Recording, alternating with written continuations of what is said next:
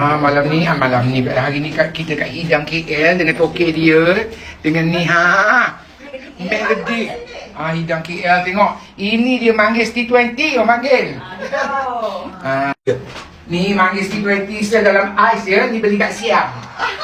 Macam ikan pari, sambal sotong, gulai lemak daging salai, ni pucuk ubi dengan petai dengan bilis, gulai dengan bawang lemas, lepas tu sup tulang, ayam kampung goreng, siput sedut.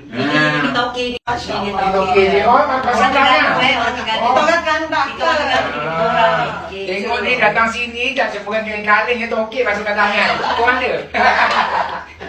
Ni nama kedainya Hidang Kuala Lumpur. Kat mana ni? Dekat Jalan Mesra Ampang. Jalan Mesra Ampang. Ni selera kampung kita meriah. Ni kawasannya. Ni banglo lama.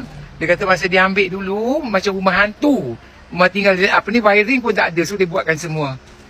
Sini pun ada. Ada cendol cucuk kodok, tapi katanya tukang masaknya hari ni bengkak kaki kerana jatuh malam tadi. So tak adalah cucuk kodok pisang hari ni.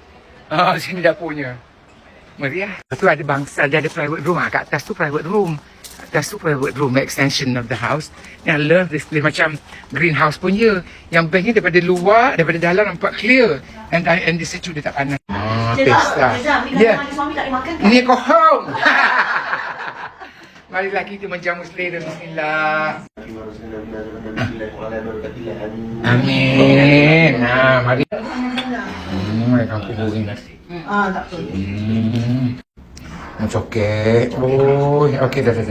Cik puas ni. Nak sini. Kita kena makan kuah lain pula.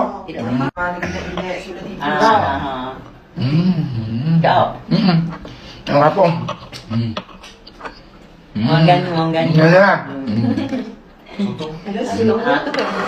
Pari. Bismillah. Mai duduk ni duduk dah dikit. Ni sambal sotong.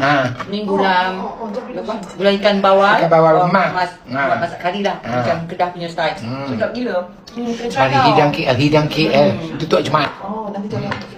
Jangan tengok bulan puasa.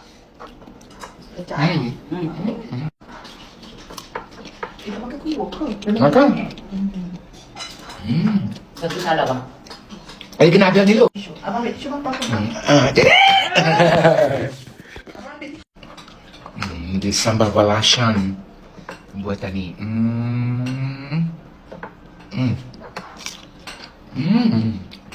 Aku dan Sedap dia. Sedap badan dia. Tapi Kedah ni masukkan dia bukan orang Danung, masukkan lebih kepada Negeri Sembilan. Sebab tuan kedai dia pun ada orang Negeri Sembilan. Ya. Ni tokek orang Terengganu kahwin orang Negeri Sembilan, dapat nak jadi Hidang KL. Ujung tu orang Negeri Sembilan kok dia makan sudu. Oh, pidi. Tadi asal pedas dah makan dah.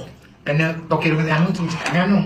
Lepas ni kita buat nasi masak lemak daging salai. Daging salai buat Negeri Sembilan ke buat sendiri? Negeri Sembilan punya? Cakap negeri. Negeri. Oh, yang ber. Dia tanya Syed Ismail. Dalam negeri. Bismillah. Rasa salainya. Rasa macam asap api ke tak nak. Sedap tak Syed? Sedap dia duduk menyengat. Setengah kan pedas menyengat, dia ada balance manis-manis sikit. Makan bulu-bulu kan. Sedap. Manis santannya. Peluhnya.